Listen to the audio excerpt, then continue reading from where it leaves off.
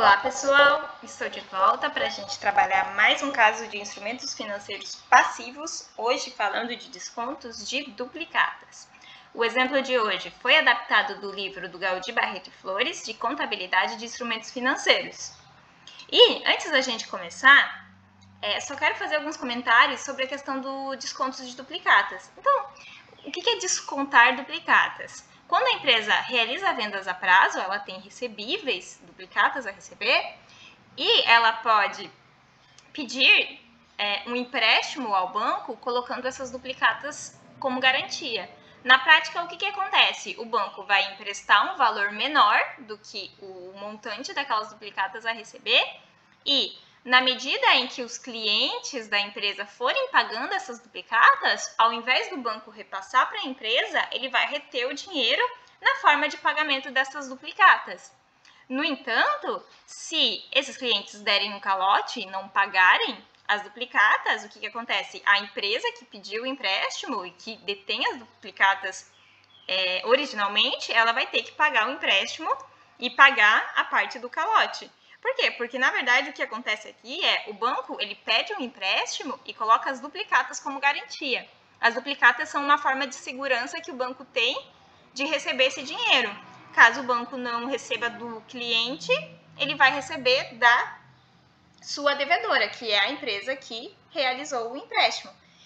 Eu peço para que vocês tenham cuidado de não confundir desconto de duplicatas com venda de recebíveis. Por quê? Desconto de duplicatas é uma operação financeira, é um empréstimo, cujas duplicatas são garantias. A gente viu lá em instrumentos financeiros ativos que uma entidade ela pode ter como modelo de negócio vender recebíveis.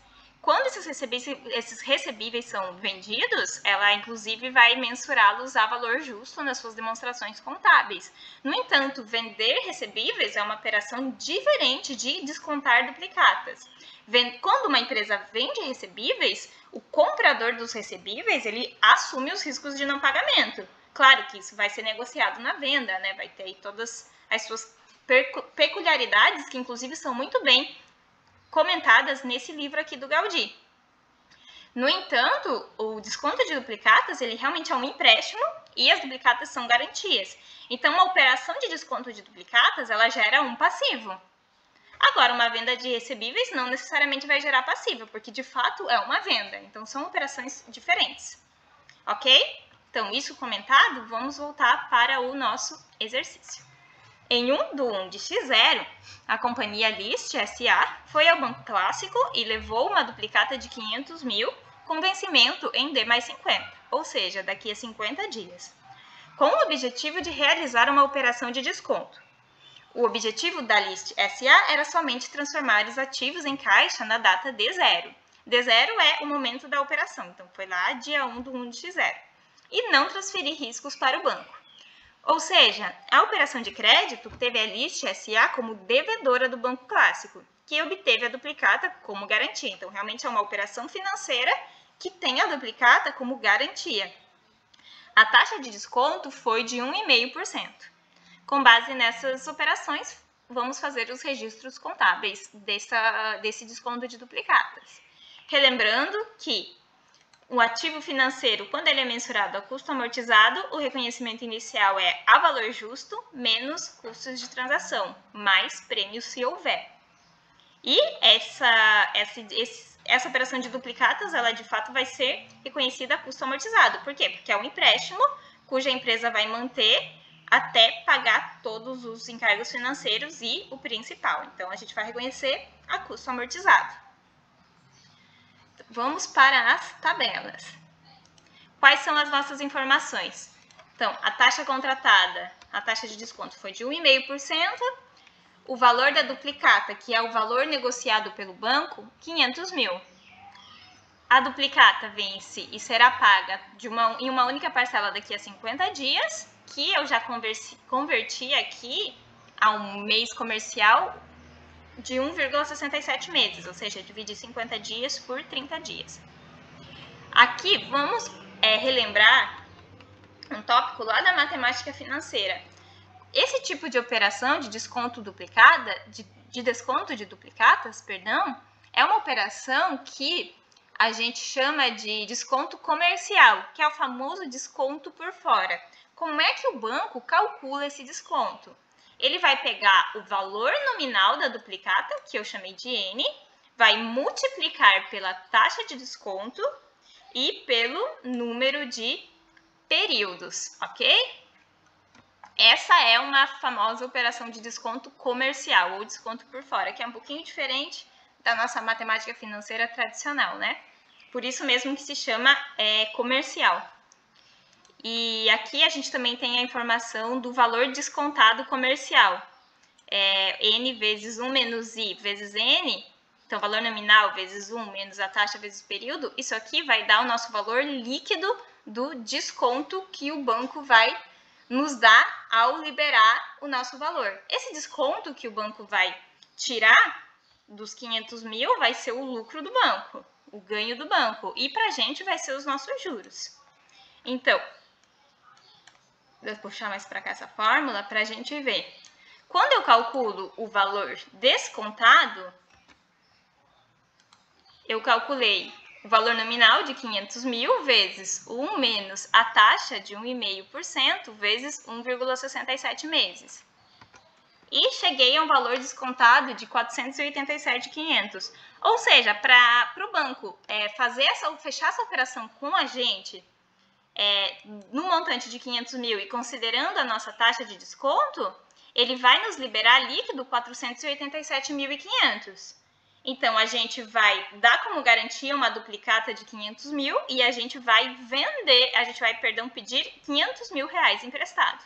No entanto, o banco vai nos liberar 487.500. Por quê? Porque ele vai tirar um desconto que vai ser o ganho do banco e vai ser a nossa despesa financeira, ou seja, vai ser os nossos juros. Qual é esses juros?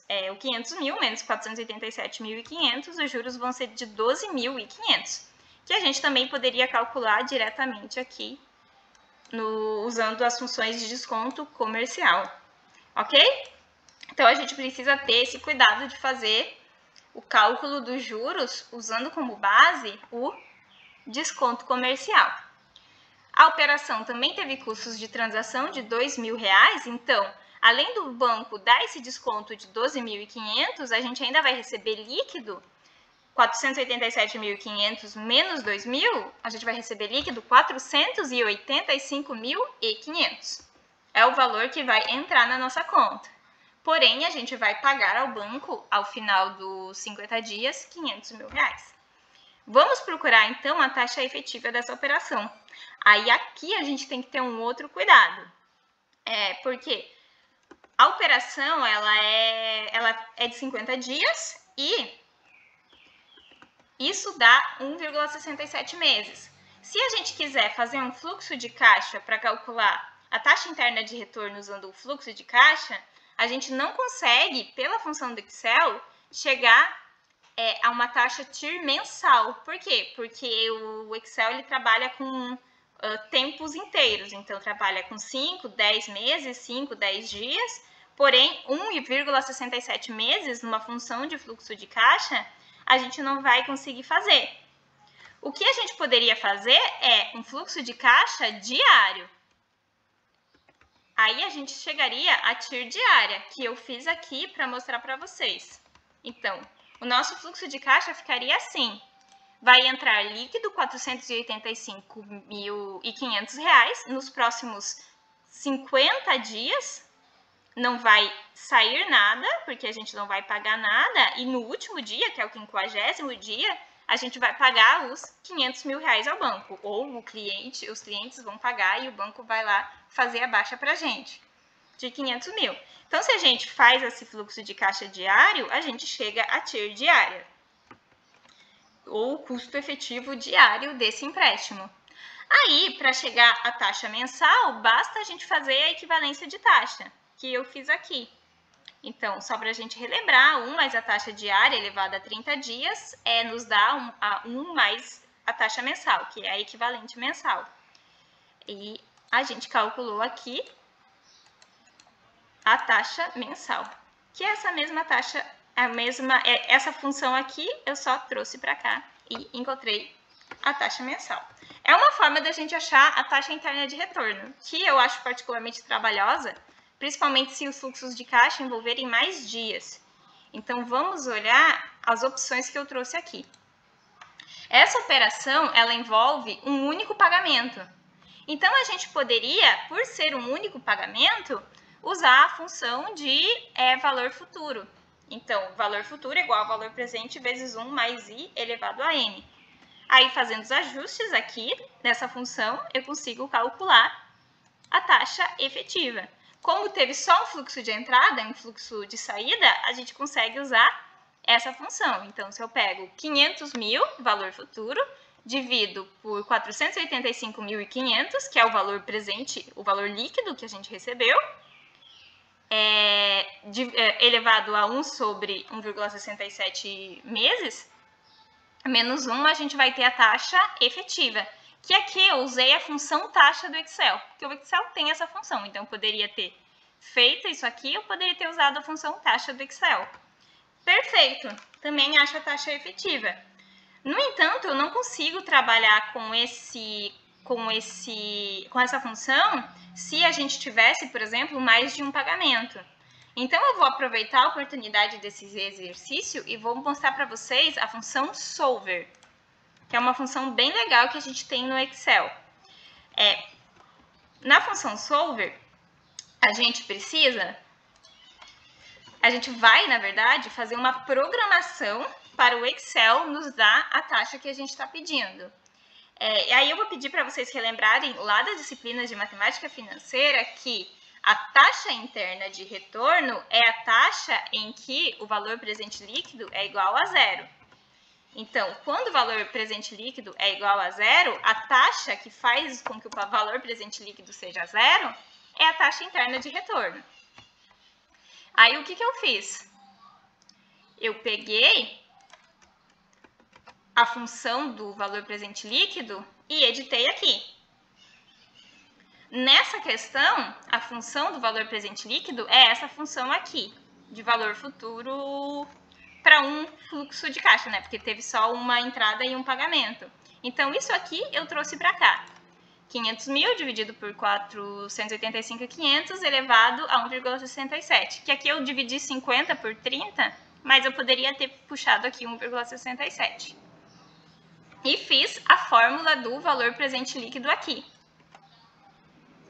Aí, o que eu fiz? Eu abri uma nova, eu vou até tirar aqui, eu escrevi TIR numa coluna e eu vou pedir o quê? Eu vou lá em dados, que eu acho que vocês não vão ver aqui que o Excel não mostra, mas lá na guia dados, vocês vão em solver e vão definir o objetivo. O objetivo é o quê? É que a função onde eu escrevi o VPL, que está aqui na coluna I9, apresente o valor de zero. Ou seja, eu vou pedir para o Excel me dar qual a taxa certa que faz com que o VPL seja zero. E vou pedir para ele me dar essa resposta aqui na coluna I8, que é ao lado de onde eu escrevi TIR. E vou resolver. A função me dá a TIR diretamente. Então, ela faz, essa função solver, ela faz a mesma coisa que a gente fez aqui, só que é de forma programada. Então, eu posso pedir qualquer valor. E se eu tiver um VPL que envolve mais de um fluxo de caixa, ou seja, mais de um pagamento, usar o solver ele é muito bom. O solver é uma função que precisa ser instalada, mas quem tem o Excel vai ter ela instalada. Então, é um comentário que eu queria fazer. Como aqui o pagamento foi único, a gente podia usar a relação do montante. Quem preferir pode montar o fluxo de caixa, apesar que quando são muitos períodos acaba sendo mais trabalhoso, e o solver também pode resolver aqui mais rápido o nosso problema de identificar o custo efetivo desta operação. Vamos voltar então a calcular os encargos financeiros. A gente vai calcular os encargos financeiros mensalmente para que a gente possa fazer o reconhecimento das despesas e dos custos de transação. A gente sabe que os juros totais foram de 12.500 e os custos de transação totais foram de R$2.000. Só que aqui a gente tem um pormenor bem importante. A operação ela começou em 1/1 de X0 e ela tem uma duração de 50 dias até pagamento total. Então, a gente precisa dividir os juros que se referem a janeiro dos juros que são de fevereiro. A operação foi dia 1º de janeiro, então dia 1º de janeiro a 30 de janeiro, a gente tem 30 dias. Lembrando que a gente trabalha com o ano comercial. Aí a gente vai fazer o pagamento lá em 20 de fevereiro. Então, em 1 de fevereiro a 20 de fevereiro, a gente vai ter 20 dias, totalizando 50 dias. Então, a gente precisa reconhecer os encargos financeiros proporcionais a 30 dias em janeiro e os encargos financeiros proporcionais a 20 dias em fevereiro. Como é que a gente vai fazer isso? A taxa interna de retorno que a gente obteve aqui, ela é uma taxa mensal. Então, os encargos financeiros de janeiro a gente consegue calcular, porque a taxa interna de retorno é mensal e a gente tem um mês de 30 dias inteiro. Então, a gente pega lá o valor líquido, 485.500, é o nosso saldo inicial, e calcula os encargos financeiros com base na taxa interna de retorno mensal. Esses encargos financeiros vão ser somados ao capital, uma vez que não haverá pagamento, e esse será o saldo devedor no início de fevereiro. Ok? Agora, em fevereiro, a gente tem 20 dias. Então, a gente precisa achar dessa taxa interna de retorno, a gente precisa achar o quê? A equivalente dela em 20 dias. Então, o que eu fiz aqui? A taxa interna de um período, a taxa interna de retorno de um período de 20 dias corresponde é equivalente à taxa interna de retorno mensal elevado ao quanto tempo? Lembra lá da matemática financeira, 20 dividido por 30. Então, 1 mais I mensal elevado a 20 de 30, que a gente sabe aqui que é 1... Ah, não, perdão, eu vou pôr aqui do lado. 20 dividido por 30 dá 0,6667. Então, 1 mais I mensal elevado a 20 sobre 30 é igual a 1 mais I em 20 dias. 1 mais a taxa de 20 dias. Passando isso aqui para a planilha, fazendo essa função, então a gente chega à taxa equivalente de 1,1841, que é uma taxa um pouco menor do que a taxa mensal, né? Tem que ser, porque ela é equivalente a 20 dias. Então, a gente vai fazer o quê? Com base no saldo devedor, a gente vai calcular os encargos financeiros dessa taxa equivalente de 20 dias. Assim, a gente encontra os encargos financeiros em 20 dias. Se a gente somar os encargos financeiros totais, a gente vai chegar a um total de 14.500, que é a soma dos juros de 12.500 e dos custos de transação de R$2.000. Agora, o que a gente precisa fazer? A gente precisa calcular o que é despesa financeira para cada mês, calcular o que é custo de transação para cada mês, para que a gente, por competência, possa fazer os reconhecimentos contábeis. Aí a gente vai para a nova tabela para a gente calcular os juros de cada mês. Os juros, eles vão ser calculados sobre 487.500, que é o valor que a gente recebeu, que é o valor presente que a List recebeu, o valor na data zero. Sobre 487.500 vai ser calculado a despesa financeira, que na verdade, gente, aqui a gente tem que identificar. Por quê? Porque essa taxa de desconto aqui, ela é uma taxa a juros simples, ela é uma taxa que foi utilizada para o banco como base para ele fazer o desconto. Mas ela não é a taxa que representa as despesas financeiras do mês. Então, a gente precisa identificar essa taxa. Como que a gente vai identificar? Valor futuro igual ao valor presente vezes 1 mais IN, que eu até trouxe aqui já transformado para a gente identificar a taxa mesmo. A gente também poderia usar o solver. Para resolver qualquer um desses problemas de taxa, a gente podia programar pelo solver e seria muito rápido. Mas eu trouxe aqui todas as opções para vocês verem. Então, a gente vai calcular a taxa. Então, passando isso aqui, essa função para cá, a gente vai ter, então, 500.000 dividido por 487.500. Repare que aqui em cima a gente dividiu por 485.500 porque a gente queria todos os encargos financeiros. Mas nessa segunda tabela a gente quer só as despesas financeiras. Então, a gente não inclui aqui nada de custos de transação, então a gente usa o valor de 487.500. E a taxa a taxa de juros dessa operação vai ser mensal 1,53066. Então, repare que ela os juros para a gente, o nosso custo desse empréstimo, ele é maior do que parece. Porque aqui o banco disse que era 1,5%, mas se a gente calcula o custo efetivo aqui, com base no custo de transação e a taxa que representa a nossa despesa financeira, a gente vê que os dois são maiores. E para calcular a taxa de 20 dias, basta encontrar a taxa equivalente. Beleza? Então, a gente encontrou aqui a taxa mensal de despesas de 1,53% e a taxa de 20 dias de 1,017%.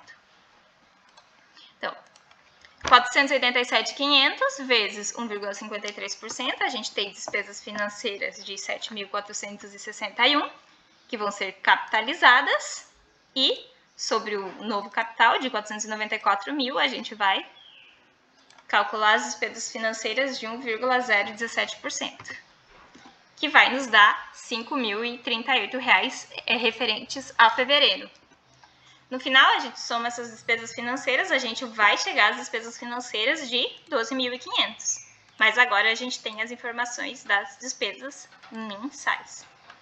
Fazendo a terceira tabela, onde eu trago os encargos financeiros e as despesas financeiras, aqui eu consigo encontrar os custos de transação. Então, se os encargos financeiros totais foram de 8.648 e as despesas financeiras foram 7.46199, então os custos de transação vão ser a diferença, que é 1.186,75. Ok? Aqui eu até deixei entre parênteses, mas tanto a despesa quanto custos de transação, ambos aqui são despesas. Então, eu vou até arrumar para que fique todo mundo sendo despesa. E vou ajustar aqui no meu razonete também. Pessoal, então, a parte final de identificar o que são as despesas e o que são os custos de transação para cada mês, a gente já vinha trabalhando em vários exercícios. O que mudou aqui é que é uma operação de desconto de duplicatas e, como ela foi de 50 dias, a gente precisava ter o cuidado de calcular adequadamente quais foram os encargos, as despesas e os custos de cada mês. Aqui, basta reconhecer agora. Eu vou reconhecer, fazer o reconhecimento pelo método líquido, então não vou usar contas retificadoras. Então, a gente vai, a partir do momento que o empréstimo é feito, então a gente vai receber um saldo líquido de 485.500 e a contrapartida vai ser um caixa. Eu coloquei aqui clientes, mas é um caixa. Beleza? E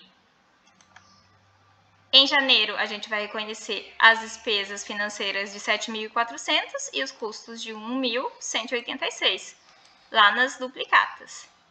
Ao final de janeiro, a gente vai ter um saldo devedor de 494.148,74, que a gente já sabia pelo nosso controle. Aí, no segundo mês, a gente reconhece as despesas financeiras e os custos de transação novamente, chegando ao total de R$500.000, que é quando a gente vai pagar. Aqui, pessoal, o pagamento tem um detalhe importante que ele pode ser em caixa se a entidade pagou no caso de os clientes tiverem dado calote. Mas a ideia do desconto de duplicatas é a empresa, ela deixa as duplicatas na mão do banco. Deixa eu escrever aqui recebíveis. Ela deixa os recebíveis, ela deixa as duplicatas nas mãos do banco. Na medida em que o banco vai recebendo do cliente, o banco vai liquidando a dívida para a gente. Então, vai reconhecendo a nossa dívida como liquidada.